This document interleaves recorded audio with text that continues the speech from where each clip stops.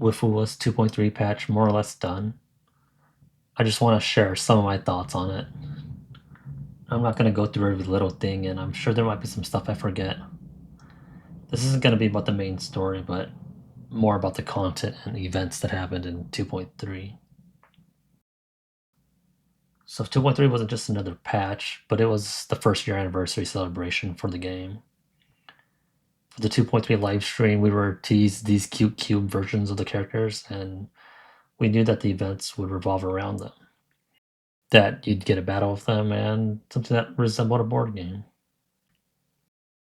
But before I get into those events, let me just run through some other things in 2.3 that we got. Zani finally released, which I'm sure many were saving for and were really happy with when they got her. Except maybe those who didn't pull Phoebe. I've been using Zani a lot, and I think she might even be my best geared unit right now. So I'm pretty happy with her. We also got Shakona, and I would not be surprised to see if she becomes one of the most skipped units, because shortly before her release, we were teased and shown Kartathea. I did grab her, but let's just say my polls were not good. We also got drip marketing of Lupa, who we'll probably see more of in the next patch, I hope. What else? There's a main story event that is time gated for some reason. When you recover an inspiration point after many hours, you just click a few buttons and get the reward, and you move on. I thought that was a bit weird. Like, did they not want us finishing it within a day or something? Fleur-de-Lis's tactical hologram was pretty fun. It might be my favorite of all of them.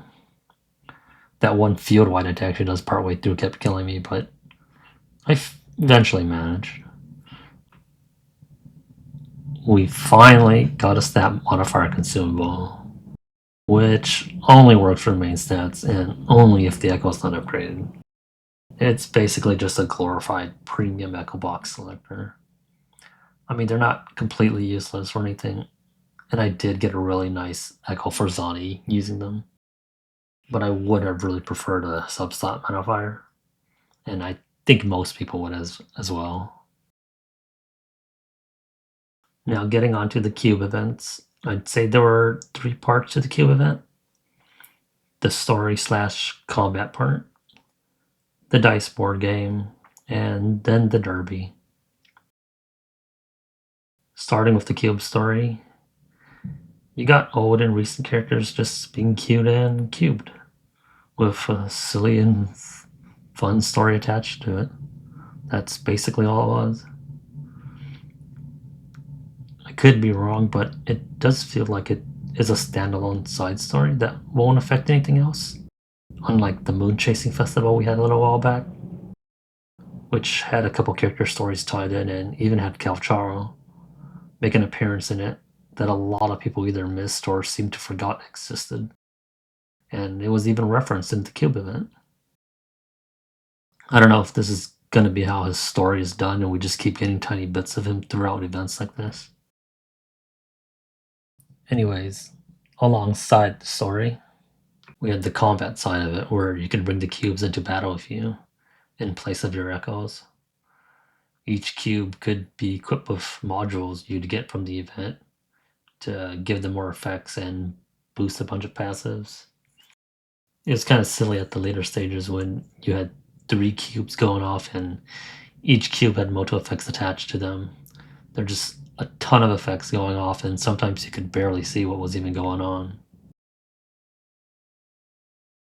While I did have fun with this mode, I did find it a bit tedious because you would have like a filler stage in between every story stage. And there were a lot of stages, I think 21. One more thing I didn't really like was the highest tier modules for the cubes were only obtainable in the very last stage, which you had no reason to run again unless you just wanted to help other players out in co-op. I did like the cubes. Phoebe was probably my favorite of them. And all the little dances and emotes they did were really cute. But moving on, the dice board game. It wasn't anything too special. It was just a mini game where you would roll a dice to move forward, meet other cubes to get bonus steps, be rewarded for each step, and receive a bigger reward for completing a lap. Each lap would reset, and you'd get a new cube for that lap. And we got a new wing skin from it, so free stuff basically. Now onto the Derby event. This is where everything kind of goes downhill. This is the last part of the cube event. In it, you would get an event currency from doing dailies, tasks, etc., and you'd use it to bet on the cube characters racing the other cubes. Now, the problem with this event is that it was a missable time-gated event, unlike many other time-gated events where you simply had to wait for it to be unlocked, and you could clear it at any time within the duration of the event. In the Derby event, you had a specific time period to bet on a cube, and then a race would occur at another time. If you missed out on the betting, you'd miss a day of the event, and enough missed days means you weren't catching up. There were rewards that required you to participate, and there were a limited amount of days to do so, so you could potentially miss out on the rewards. I personally didn't have a problem completing the event. I did miss the very first day, but after that I managed to get my bets in every day. However, I did miss every actual race because I wasn't ever available at that time. Thankfully, that didn't matter because you didn't have to actually watch the race. And if you really cared, you could just watch replays. This event was pretty ass, to be honest, and kind of brought down the rest of the cube related events.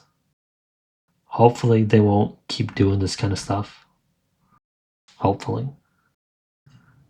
Now we gotta talk about Elusive Realm 3.0, aka Film Festival. Personally, I'm not a big fan, and I do have a few complaints about it. First is how long it takes to complete. I redid a stage to get one of the multiple images you can get for completing certain stages, and it was even one that you had to skip parts to get the correct ending. It still took nearly an hour to do. Another point, one of the nice things about the old Elusive Realm is you could focus on building up one specific character. In Film Festival, it's all RNG. You may never even pull the unit you need to get a dupe for to get the enhancements. You may never find the units you want for your team bond. I mean, it does get a little better once you unlock all the passives to at least get the 2 rerolls, but it does still suck when you can't get any copies of the unit you wanted to use. Another small gripe I had with the mode is how you have to claim the reward after every fight. After you finish a fight, you'll get a pop-up, and it's just currency. Like, were you ever not going to take it? Why is it even an option? Just be automatically claimed after each encounter. And last, there are separate categories of rewards. One of them has a claim all button, but the other one doesn't, which I found strange. It was pretty annoying to claim the rewards for one of the categories, as you would always have to go all the way up to click the achievement, then go all the way down to claim. And there are a lot of achievements, or they weren't achievements, but they're objectives or something. Now, I don't hate the mode, but I do feel like it needs a lot of work. For starters, maybe increase the speed movement in the mode's overworld. Faster dialogue skip option that just gets you directly to the point, especially if you've already cleared it once. And a way to get more copies of your desired unit would be nice. Overall, I don't think 2.3 was that great. I won't say it's the worst patch ever, but it does feel like it's some of the worst events we've seen so far in Wuthering Waves. Feel free to agree or not, and if you want to share what you liked or didn't about 2.3, go ahead. And yeah, that's about it. See ya.